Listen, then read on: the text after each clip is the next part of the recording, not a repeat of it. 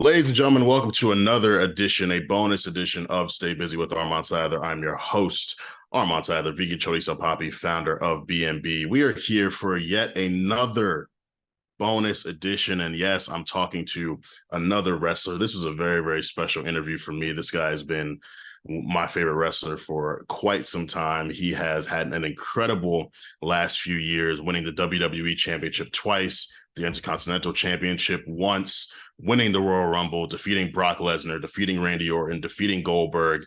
He took some time off after this past WrestleMania.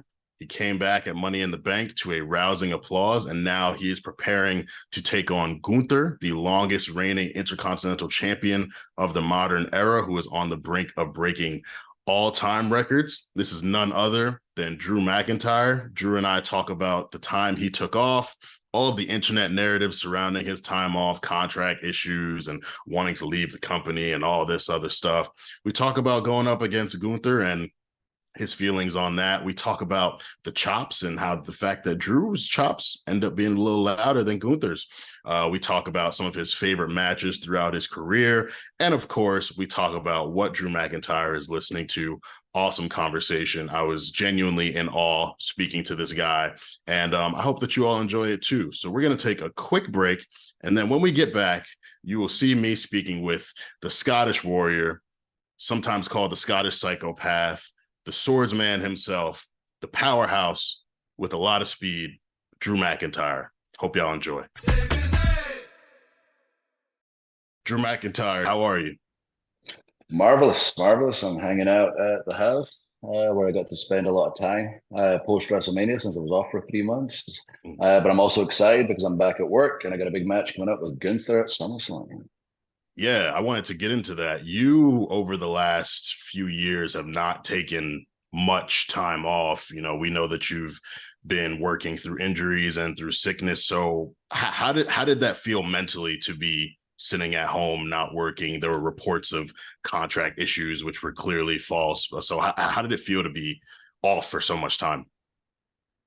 Yeah, I get a little stir crazy when I sit still for too long, but sometimes it's necessary to kind of step outside the bubble to get perspective again. And I guess that was the biggest thing for me. And I did have a couple of things that needed fixed. And for once, it didn't involve, physical therapy. So I was able to be kind of stationary and take care of other projects that I've been working on and be home with the family and I guess decompress. And it was pretty cool as much as I was missing being in the ring. And I did see everything online and there's a lot of stories, and I can say some of them were true, some of them were not. There was about 30 different ones. No one will ever know which ones I'm going to talk about, but obviously I wouldn't talk about them publicly anyway.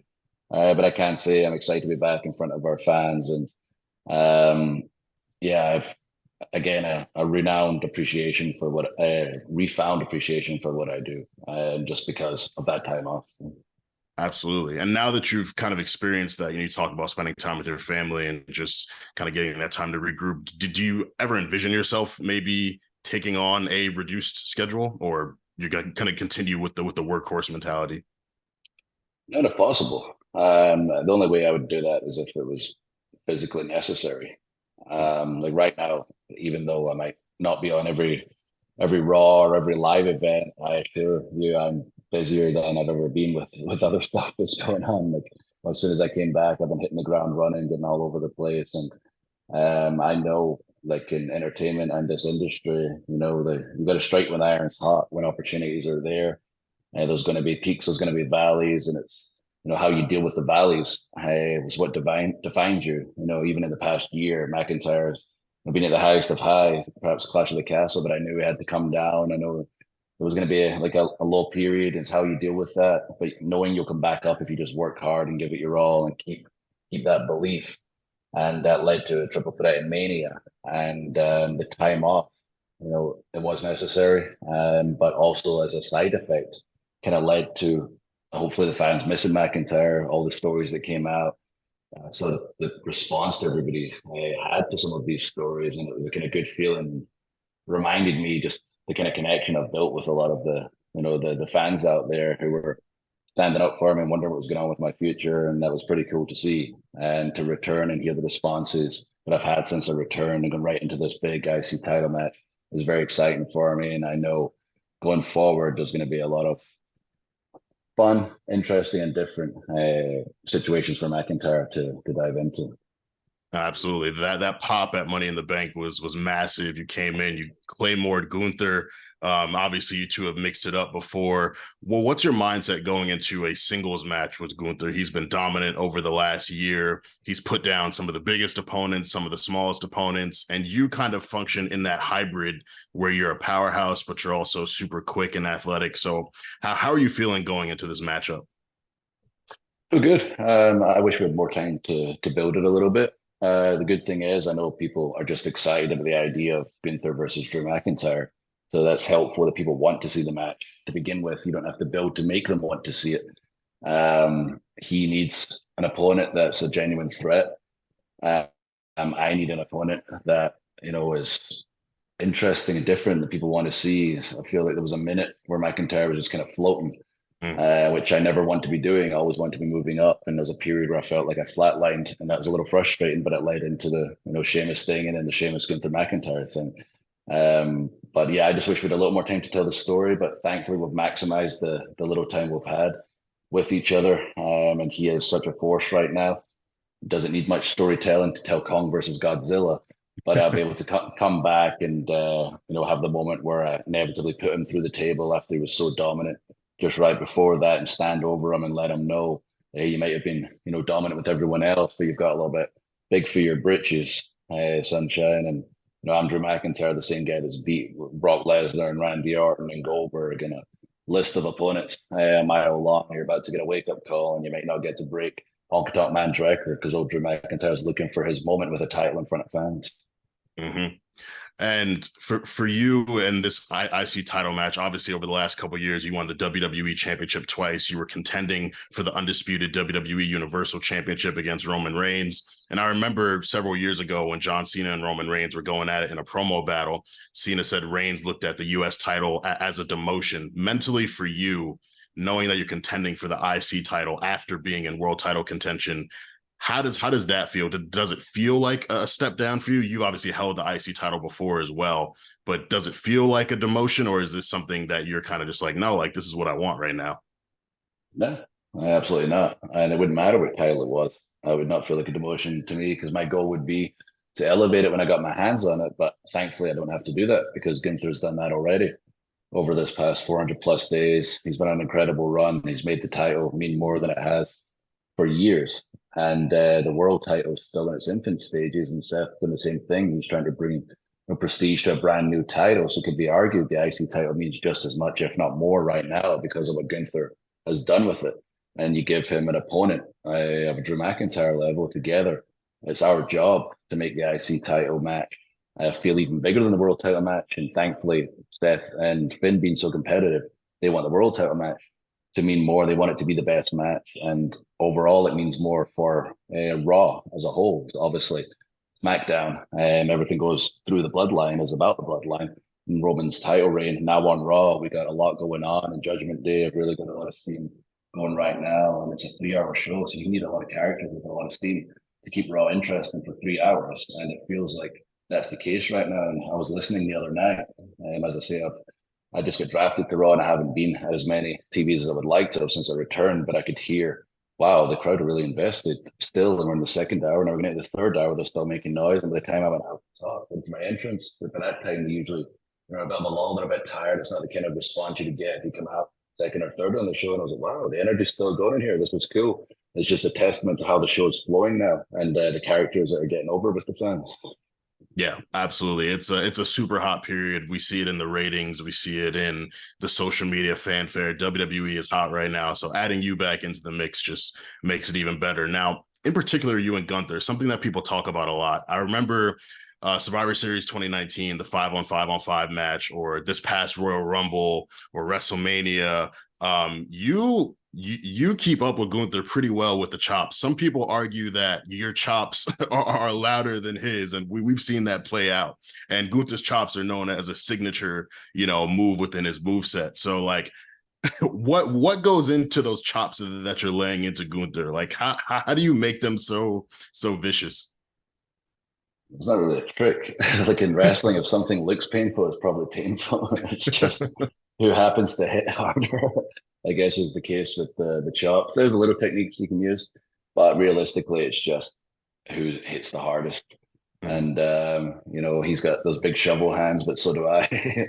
And most people don't like, being on the receiving end of our chops with each other. It's a case of we're not just hitting others who try to hit us back, which is fine, I guess. Like for myself, I am like a heel tries to hit me back. It's kind of entertaining because I am babyface. I can just hit back and then big cheer. But if you're a babyface and you get annoyed with his chop, you try to fight back and you can't do one as loud, then it makes you look kind of bad as a babyface. So you probably don't want to fight back. So in this case, it's cool because I can hit him. He can get angry, hit me harder. I can get angry, hit him harder. And the only people that wins are the fans out there and us as well, because that's our style. Absolutely, absolutely, and you've really come into your own as a babyface over the last few years. Obviously, when you returned, you were a heel alongside Dolph Ziggler, and you established yourself as a super dominant babyface who had kind of a badass edge to him, but still were pretty popular among the fans. How do you feel about this era of baby faces and heels? I feel like a lot of fans will want a dominant baby face and then they'll kind of get tired of it, like, oh, he's winning too much, or they'll cheer heels. Like, it's just a really weird dynamic sometimes between fans and the alignment of characters. Yeah, and the thing is, the fans are going to do what they're going to do, and they're going to like what they want to like, and as long as they're making noise, that's the most important thing. I'm quite frankly shocked. People have stayed with me for over like, my goodness, 3.5 years or something. I've been a good guy now, and in today's day and age, that might as well be like a 20-year run.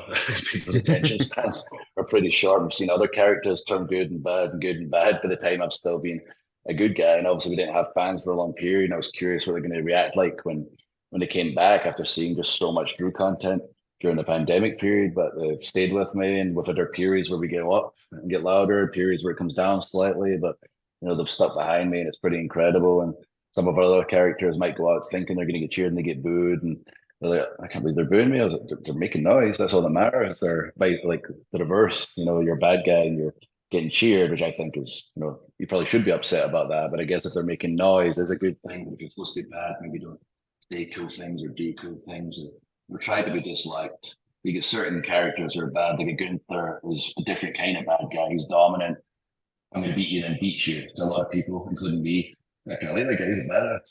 But when the time is right, you come up against a Drew McIntyre and he shows a little trepidation, a little fear, like, oh, okay, that's my guy there. So he's a badass, but he's worried about this guy.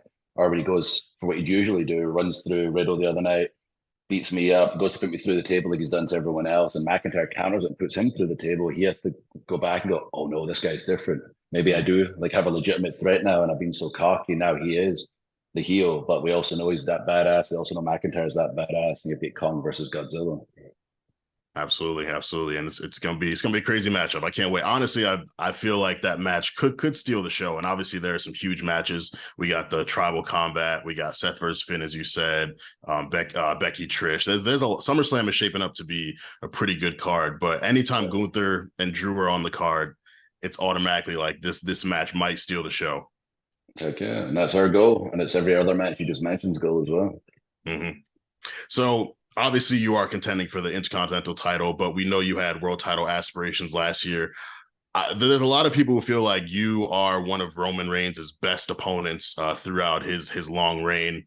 And you've also mixed it up with Seth Rollins retaining the title against him at Money in the Bank 2020.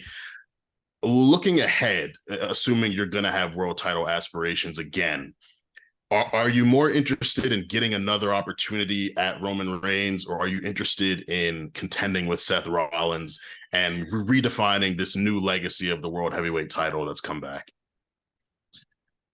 Yeah, I think my focus is Raw now that I'm on Raw, and like with the Roman thing, like just when you think it must be at its end, like there's another layer comes into it, and yeah, I think I had my big opportunity there. There was maybe a way we could have done a finish involving Theory, but maybe that would have messed up the Bloodline story.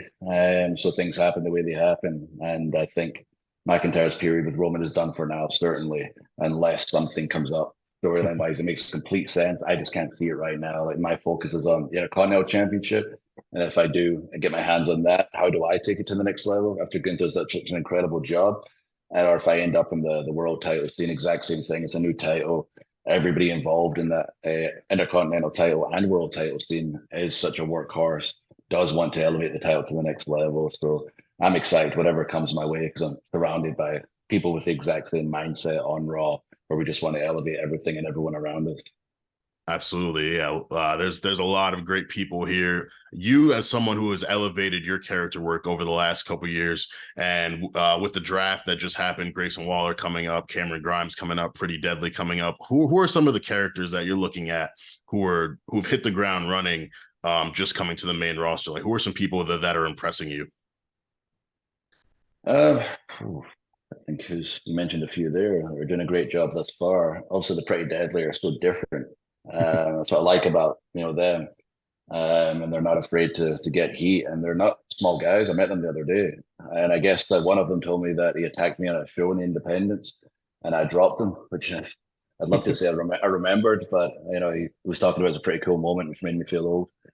And so they're definitely got a big future ahead of them. They're so entertaining.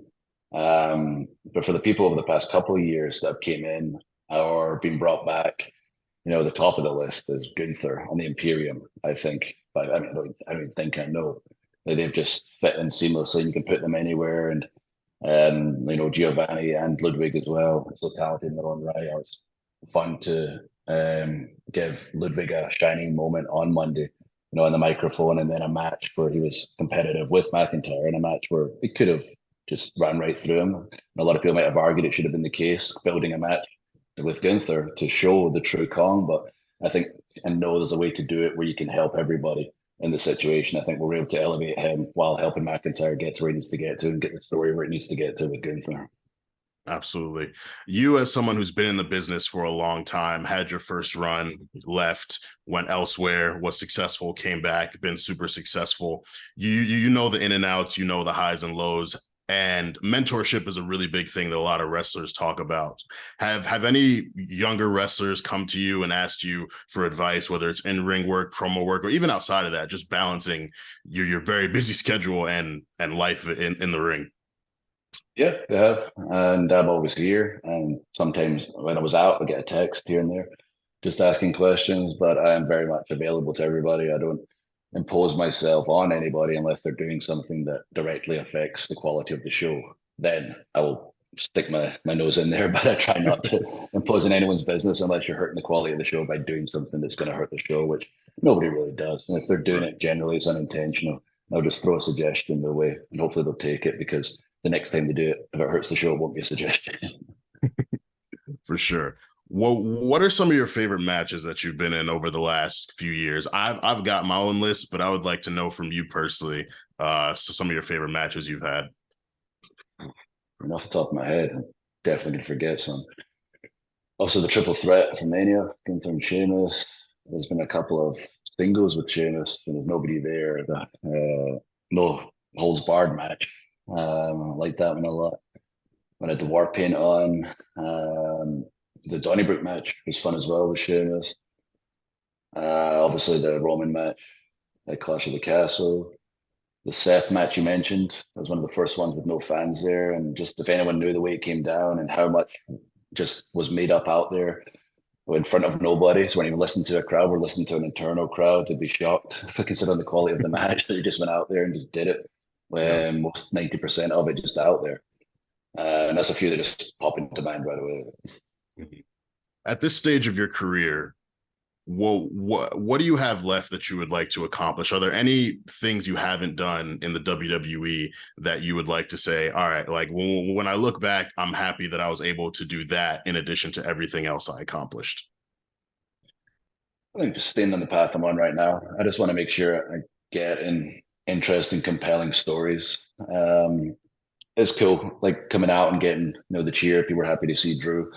But I've always wanted to be in something interesting that gets you emotionally invested as well. And I know there was a period where I wasn't doing that, and thankfully I got back into it when I got with Sheamus and laid into that triple threat. But I want to make sure we keep evolving, keep adding layers to the character, keep doing all the cool things I get to do outside the ring, and get that title reign in front of fans finally, with the title. And the character itself, I'm willing to go any direction that's going to be interesting. I know people are calling for a heel turn, but I'm not willing to do that unless it makes perfect sense. We've got a lot of equity in McIntyre, and when I show up to places like Special Olympics, whatever, and see the effect WWE and McIntyre has on people, I can understand Cena's perspective of not turning for so long, and he was up to such a higher level.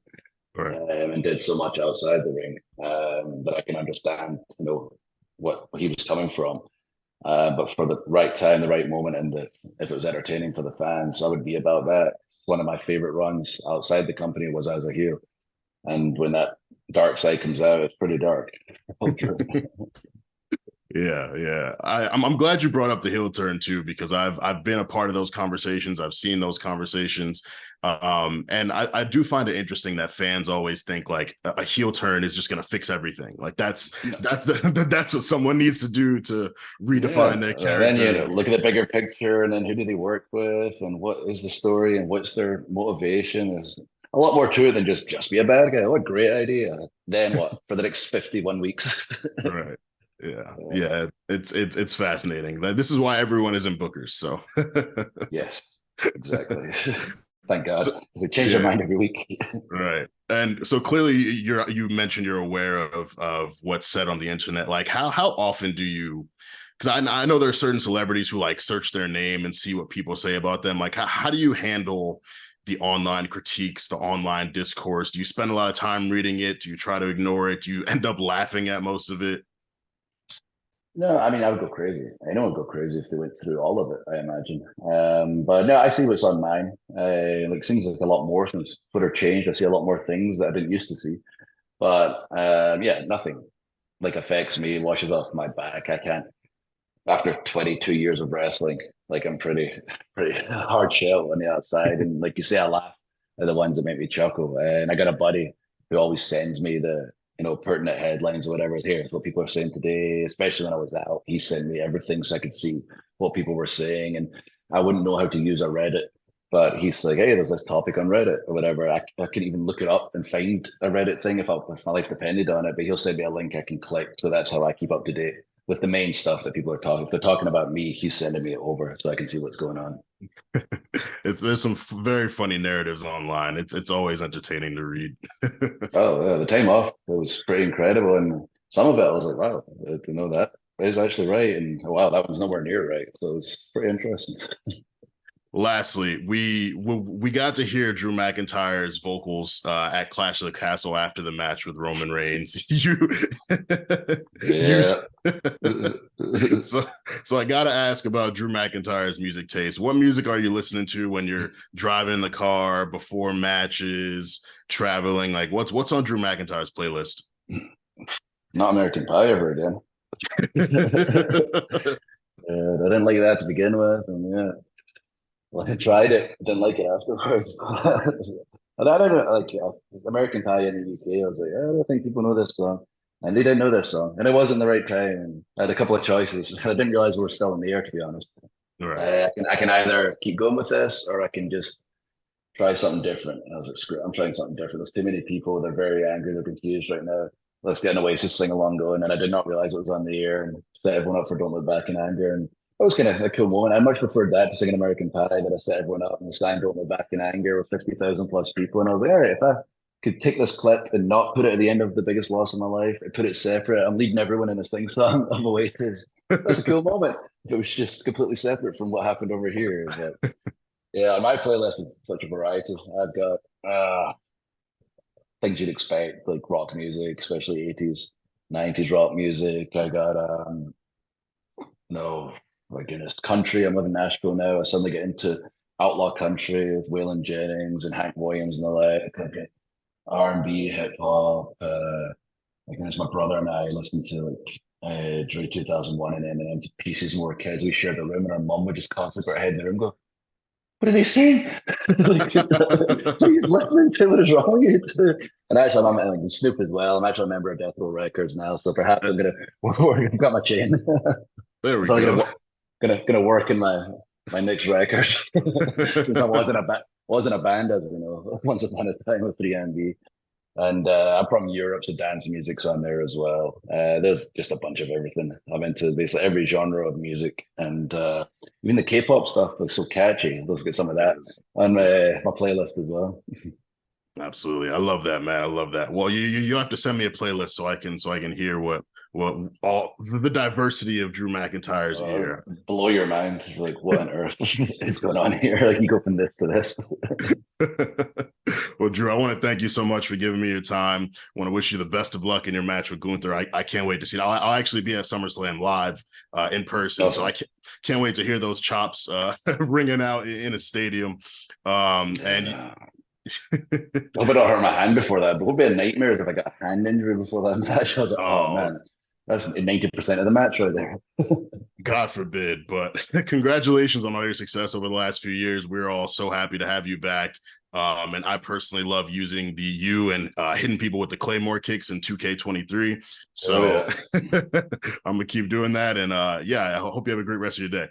You too, bro. Thank you for having me. Fun Thank chat. you so much. See you at SummerSlam live. Yes, sir. Can't wait. Baby girl, how you feeling? I've been out in the world staying busy, taking time getting right if you miss me. I've been out in the world staying busy. Mondays 9 a.m. Mondays 9 a.m. Party with the gang. Every week tell a friend. Busy over everything. Busy boys, gotta call now. Ain't you heard? Got the vibes. We put you on. Got the slides. I'm the size. Running down. No, we hold it down. Baby girl, how you feeling? I've been out in the world staying busy, taking time getting right if you miss me. I've been out in the world staying busy.